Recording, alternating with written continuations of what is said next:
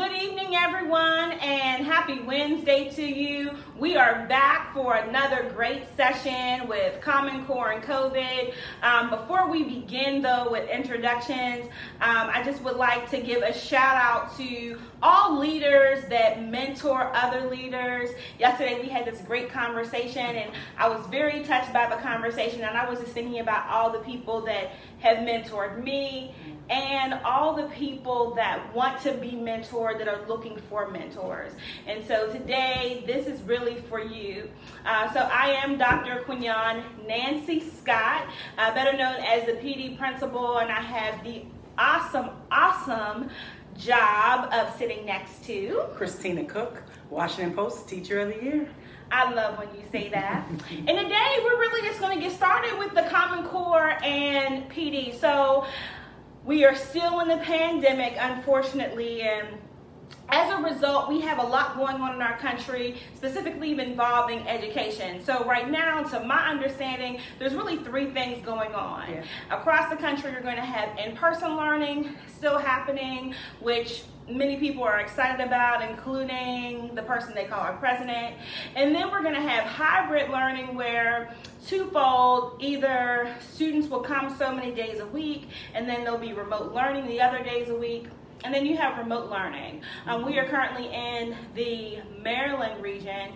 And so as we think about many of the schools around us will be doing remote learning. And so parents are just terrified, if we could just call it what it is. Yeah. And they're really concerned about what does remote learning really mean Yeah. for them, and then how do they support remote learning. So today we really wanted to just talk about just sort of, you hear big words like Common Core, No Child Left Behind, a nation at risk. Yeah. And so, these big reforms have truly impacted education. And as a result of impacting education, parents are at this point just really don't know what to do. And so we thought about that there are just some basic things that every child needs in order for them to be successful. And so if everyone could just understand the three basic skills, right, that you truly need, instead of trying to understand curriculum, standards, then it would be helpful.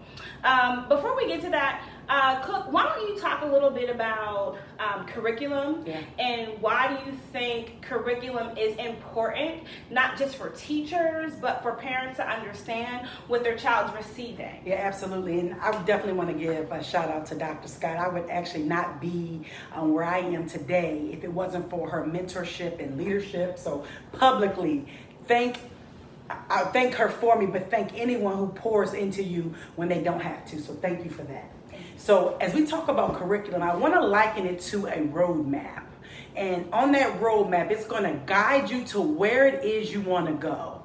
And if you don't have a standard roadmap for where you want to go, any road can take you there. And so what happened prior to Common Core was just that. Any road for curriculum was taking teachers and students down a path of darkness.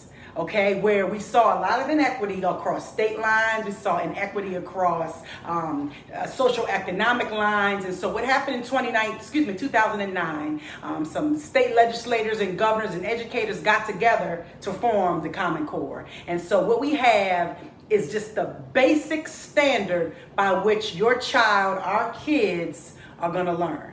Why is curriculum important? Because it is the roadmap that's driving a set of skills over the course of time. And to be honest, students have a year to really prove mastery in a certain content. Well, why is that important to parents and teachers? Because you can't measure success if you can't track success. Yeah, that's a really good point. I'm thinking about parents are inundated with things like assessment. So where we are, it's Park. In Pittsburgh, it is, in Pennsylvania, they have their own state tests. In Virginia, they have their own. And so you may be saying, why is that important? And then everyone's asking this question right now: why are assessments important during this time when we should be focused on COVID, and are students still going to take assessments?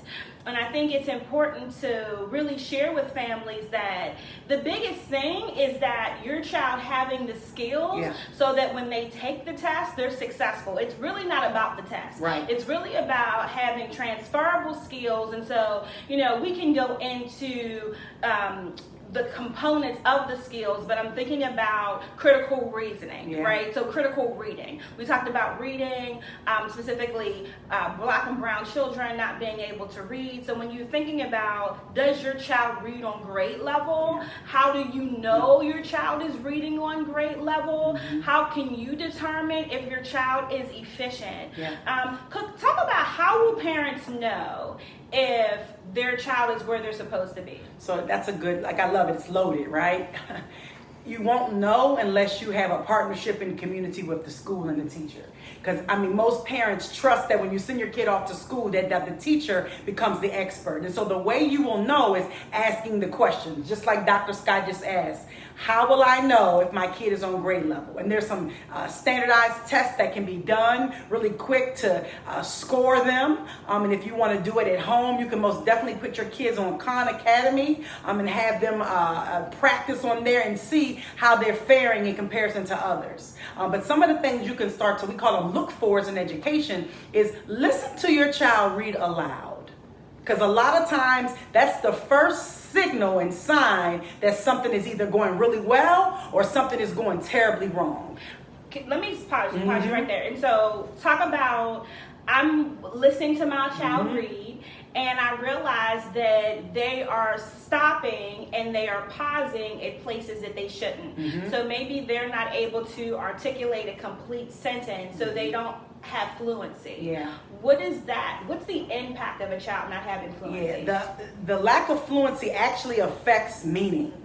Right? A kid can mispronounce words, self-correct, and still understand meaning. So let's just take a piece of poetry, because poetry really utilizes a lot of punctuations. So if I am reading some poetry and this author chooses to use one piece of punctuation and maybe one or two commas throughout this entire text, but you don't read it that way, you will be confused about what the author is trying to convey. So fluency is like the Bible in reading, right? There's elements of actually reading, right? There's decoding, there's all these things, and these are big words we use in education. But if a kid cannot have their reading sound like a piece of beautiful music flowing off of a sheet, they will not be able to make meaning. They will not be able to interpret. And if they cannot interpret, Dr. Scott will talk about this a little bit later, they will not be able to analyze and judge and evaluate, which is the highest level of thinking for what we're talking about today. So if you notice that your kid's reading is sounding like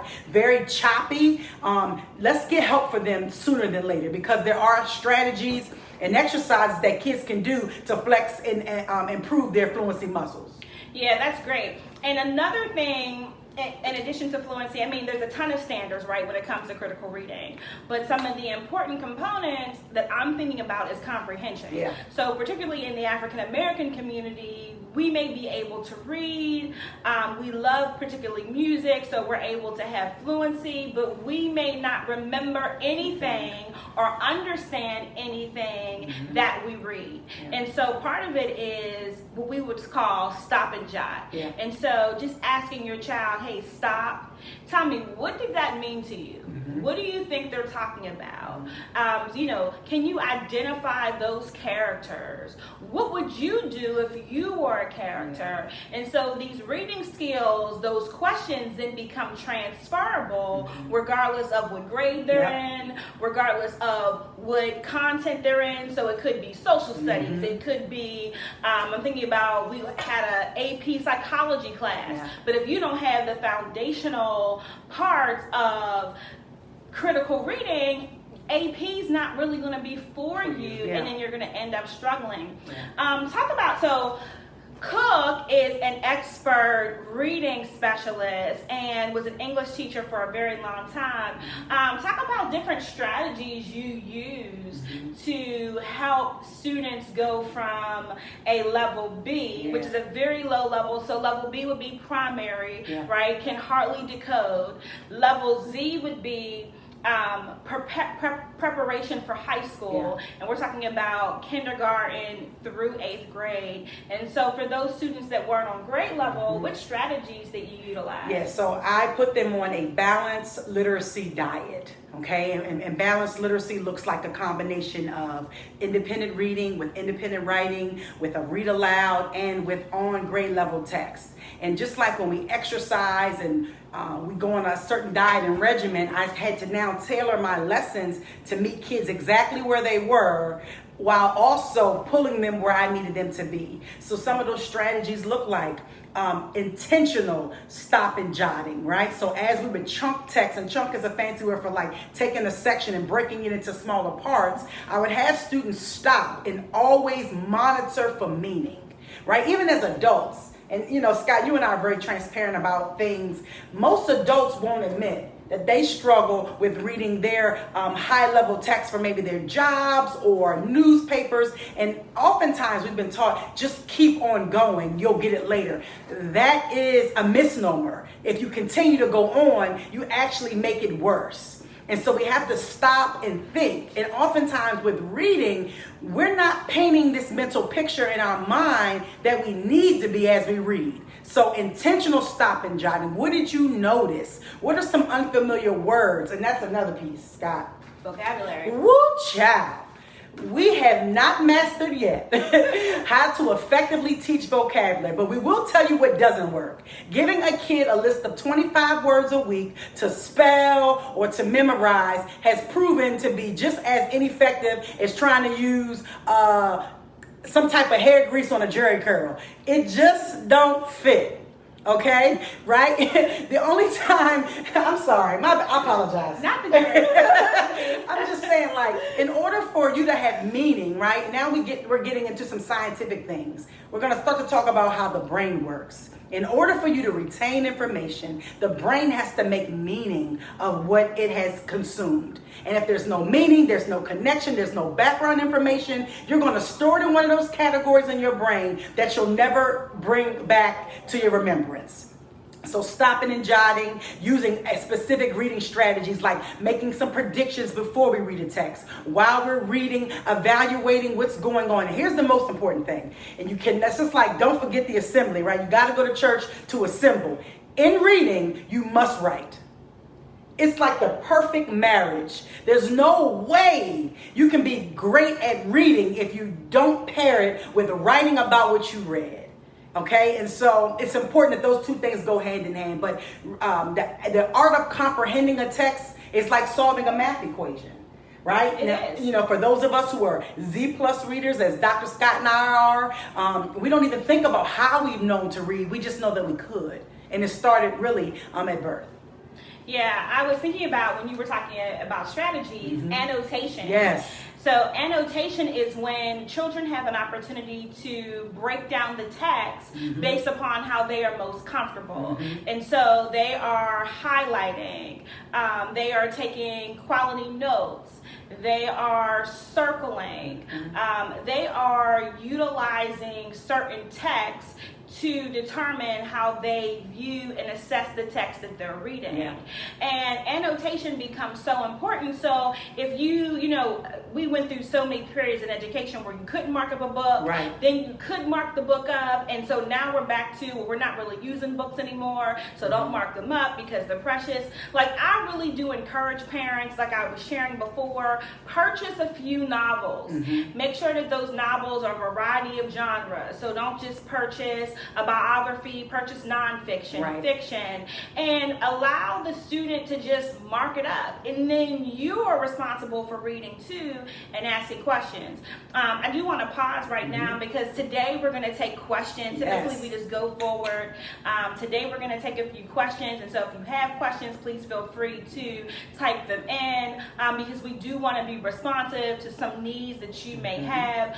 So we'll give you an opportunity. But one of the other things you mentioned writing, and so we have critical reading, which is essential, and then you have writing. Writing is so important when it comes to, I'm thinking, organization, sentence structure, structural knowledge. And so think about, and actually had a card I was going to share. So I put down organization, sentence structure, fluency of writing and responding to the text, punctuation and structure. And we are in the age where we have students that now write how they text. Absolutely. And they also write how they speak. And so why don't you share, as an English teacher, right, how do you begin to work with students on that's not acceptable and it's not a transferable skill? Yeah, so it's twofold, right? So part of my job is to be culturally responsive to the people that I serve, or the population that I serve. And so my population has been 99% African American. As an African American woman, like I can respect the best Ebonics that there is, right? But we just know that a poor grammar or poor English isn't going to transfer over into higher level classes or into a college setting. And so as we drive back to the Common Core, the goal is to give you skills to be prepared for college and beyond, and in careers. And so one of the ways you tackle that is by breaking sentences down, right? Here's the deal. We haven't taught grammar since 3rd grade. Okay, and unless you were in a parochial school or you had a grammar class or you studied Latin, you haven't been exposed to like word structures and how prepositions and antecedents and how all these elements in writing affect meaning. So what I do with students is I teach the skill. I'll say, hey, one of the ways in which you can enhance your writing is by adding adjectives. So then I just do like what we call like strategy groups, small groups of kids that I pull together who I notice struggle in that skill. So I may have a small group of students working on adjectives. I may have a group of students who love comma splice. And if you don't know what that is, look it up. Some adults do it, right? I have a group of kids who are working on how to use commas correctly. I notice students still struggle with subject-verb agreement, right? When was the last time you heard somebody say predicate?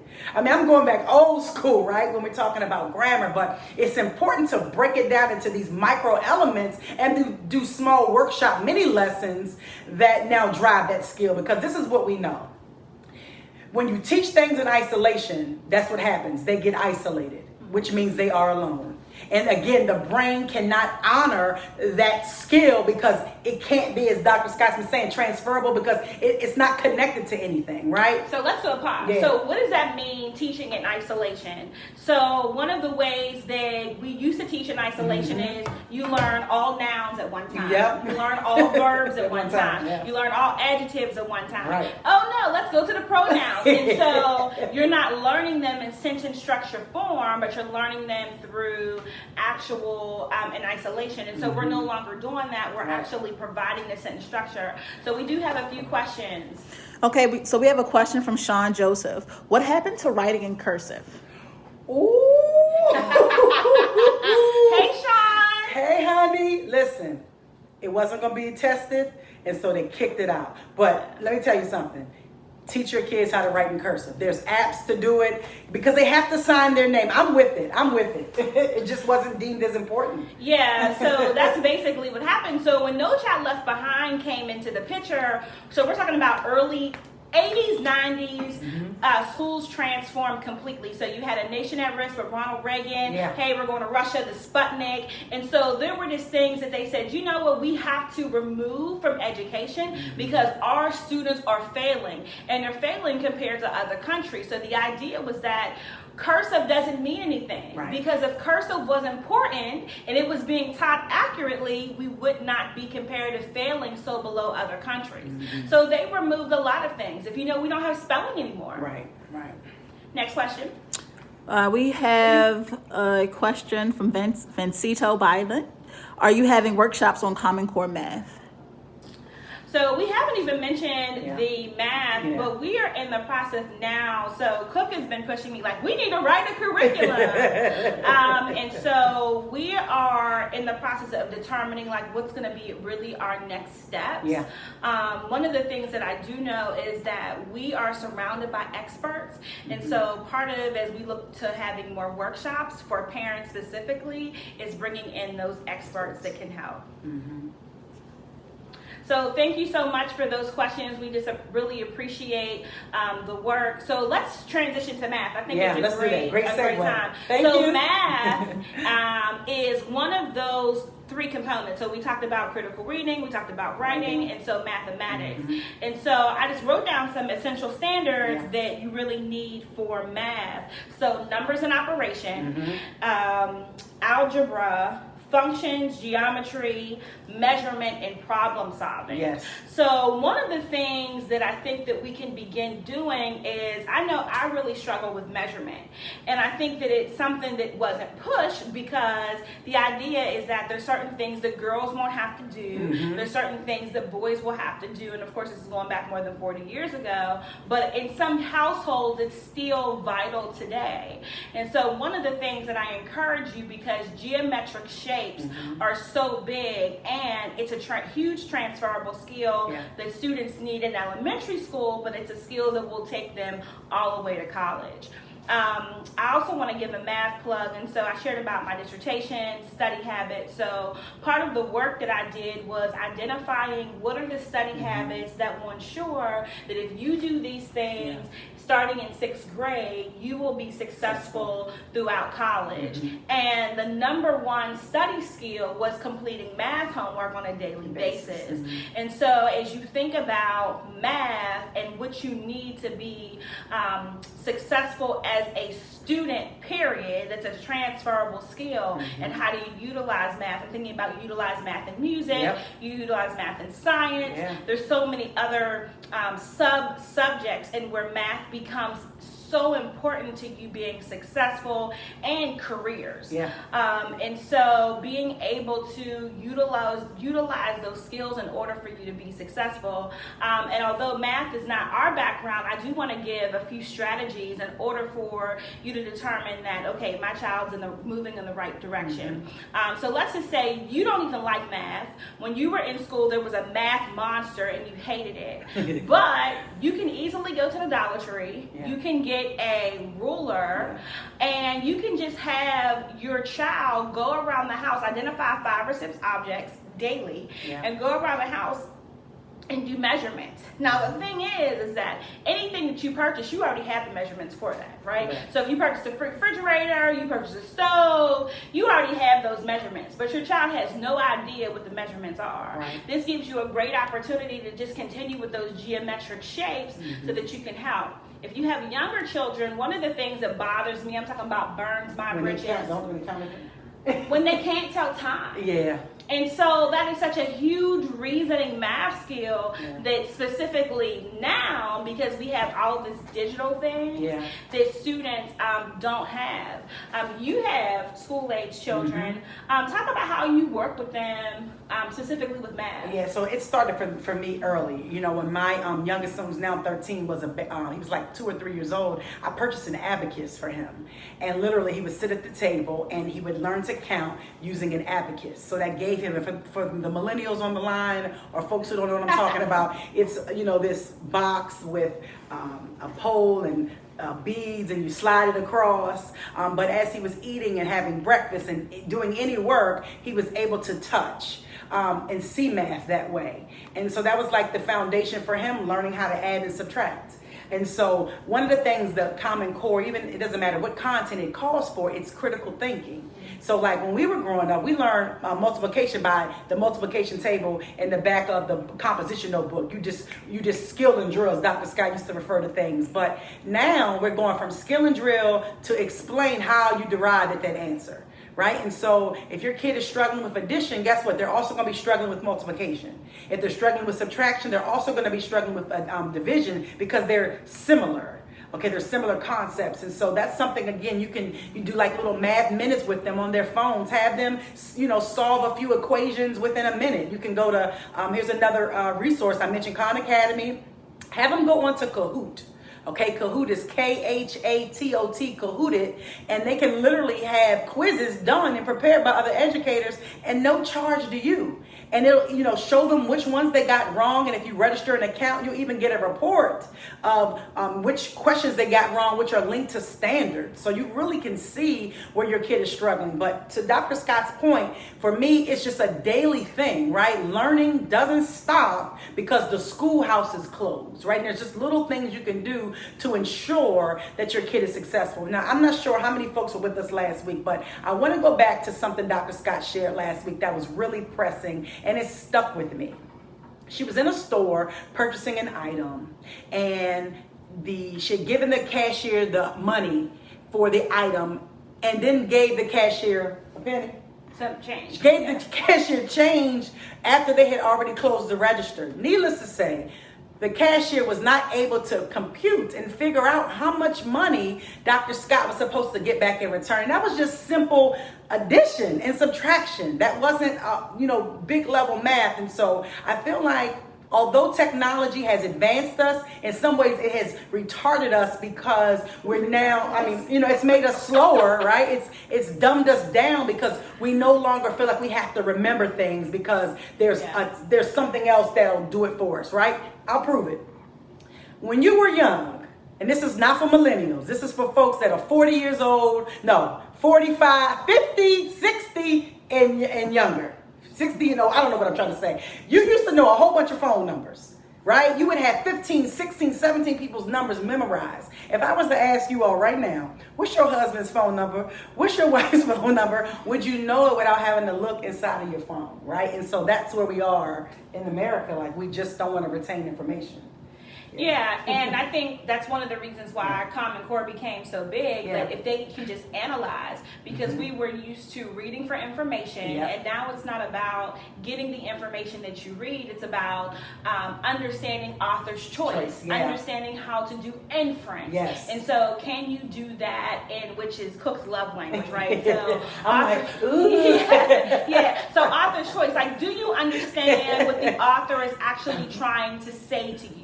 Can you determine that if you are walking outside and you see people with an umbrella but you don't see anything else, can you infer that it's raining? And so a lot of times students can't do that just by reading. And even adults have issues doing that, especially because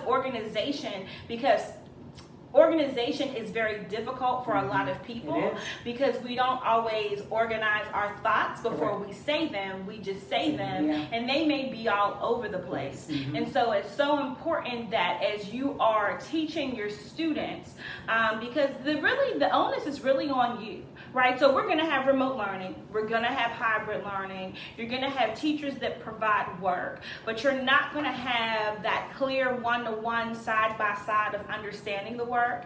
Students are going to have to be really intrinsic about how they want to complete the work. So we have these buzzwords right now, right? Asynchronous, synchronous learning.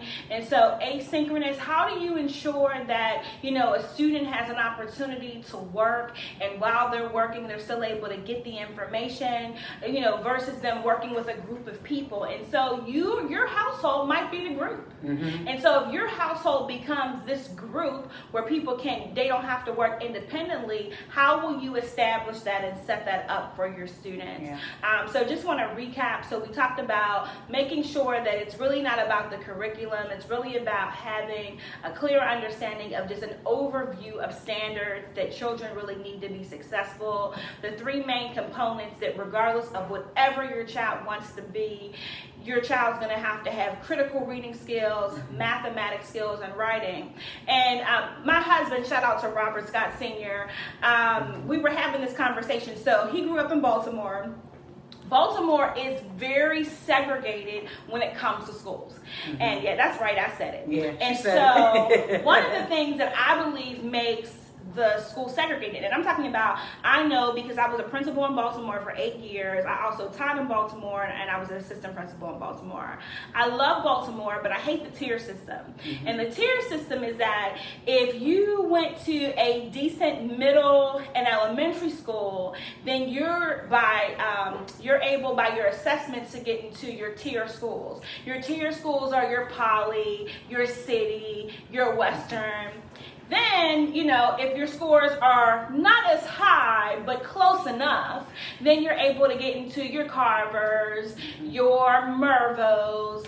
But then if you need some prayer, right? Then you have to go to your community school, and that's where your Pattersons come in, your Northerns, your Lake. And so it's this tiered system that ends up lasting a lifetime based upon, truly how you started out. And of course, there's some ups and downs, and I'm sure many Baltimoreans would argue with me, but I always felt like everybody didn't have equal footing.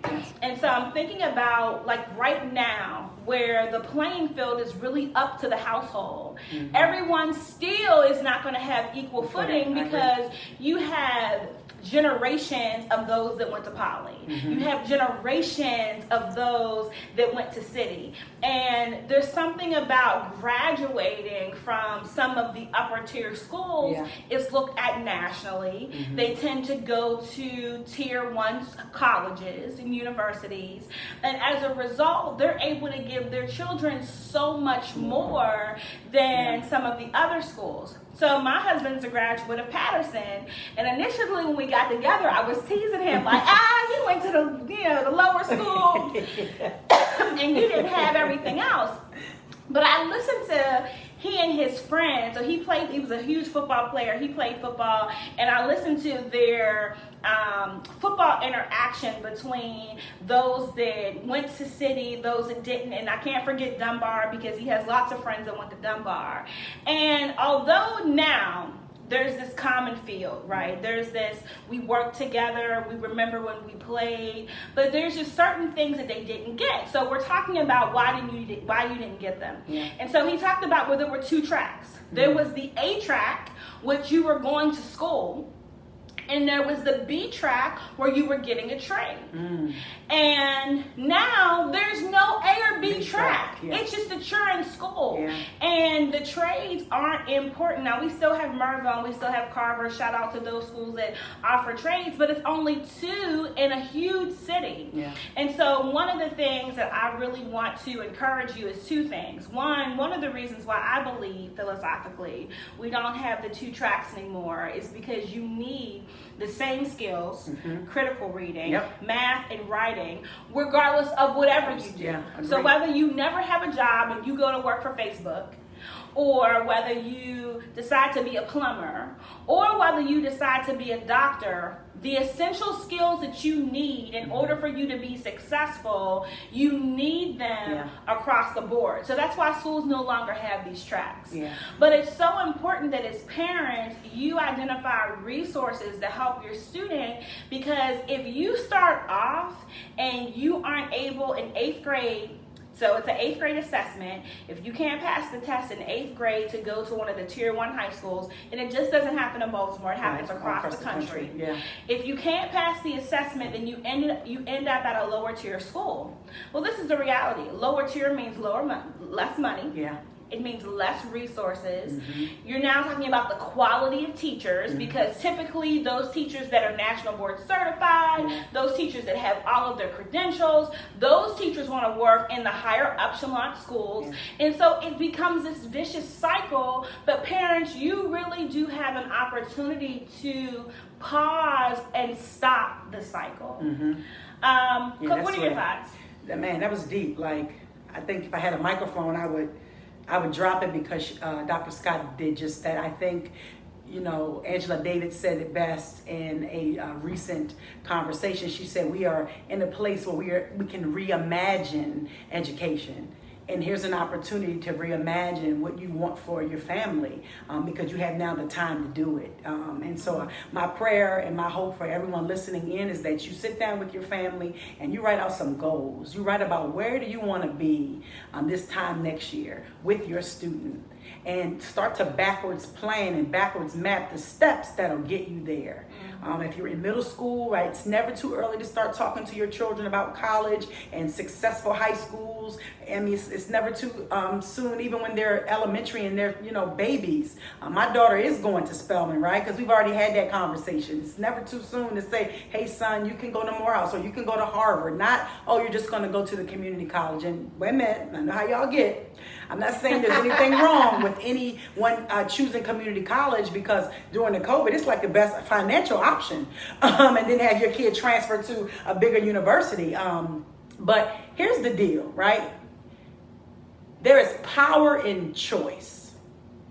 Now, what you do with the choice is ultimately up to you, but having the choice is what frees you. So if you never choose to send your kids to private school, but you could, there's power in that. But if you don't even have the option of doing it because your kid couldn't pass a placement test, then that power is taken away from you. Yes, I love that, because I love options. Yes, honey. Hallelujah. I talk about options all the time. I think options are so important. And options free you of so many things. They do. I wanted to go back to the community college. So it just so happens that I have a good friend. He's clearly one of my besties, Jack Ken Caston, and today's his birthday, so happy birthday, Caston. We started off as teachers together, so he was my Spanish teacher, an absolute trip. He's a teacher who's now the principal of the jail, by the way, but he's a teacher that I used to have to wear my best suit to go down to central office because he was always in trouble. And but his story is amazing. So his story is that he grew up in the projects of Richmond, just didn't have resources, couldn't get accepted into college, had to go to the community college. From community college, then went to VCU. He's traveled abroad. He's lived in Guatemala. He's lived in Honduras. In fact, my first time out of the country by myself was going to see him in Honduras. And I'm thinking about, going back to the transferable skills. He was able to do it, right? But it was all about, he understood leadership, he understood resiliency. And so when you have those things within you, that character branding, you're able to do so many other things. And so, he's a black man who fluently speaks Spanish. And I often say, why are you in education? Because clearly he could go anywhere. And now he is serving he is the principal of the jail up the street, right? And so I'm like, sir, you can be anywhere, but he has this extreme passion to serving public. And he really wants people to do well. And so I'm thinking about, as we're talking about transferable skills, we really anchored it in academic. But before we go, thinking about, in order for a person to be a productive citizen, they have to have certain skills in order for them to function and be productive. What do you think are the essential skills that everybody needs to have? And on top of the list, the first thing is like time integrity, right? And an idea of how time is your friend or your worst enemy. We all have been given the same 24 hours, right? From the poorest man to the richest woman. We all have the same amount of time to play with, to manipulate, right? To maneuver. So the question becomes, how do you organize your day and your top priority items? So I encourage any of you to read any of Stephen Covey's books on time management if you're struggling with that. That's the first thing, right? The second thing, I don't know how if this is a skill, because we talked about this before, Scott, is this unwavering belief in yourself and your ability to create whatever you want to create in the world, right? I don't know if that's something that can be taught or it's innate in people, but if you don't believe in you and what you bring and what you can contribute through your words, right? Power in the tongue, then everything else is like a minute point. So time management, right? Being a good steward over the one thing you can never get back. Believing unwavering about what you can be. And my last one, Scott, I have to say, it's gratitude. Man, it's funny. I sit here and I tell my kids every day, all day, there's always someone worse.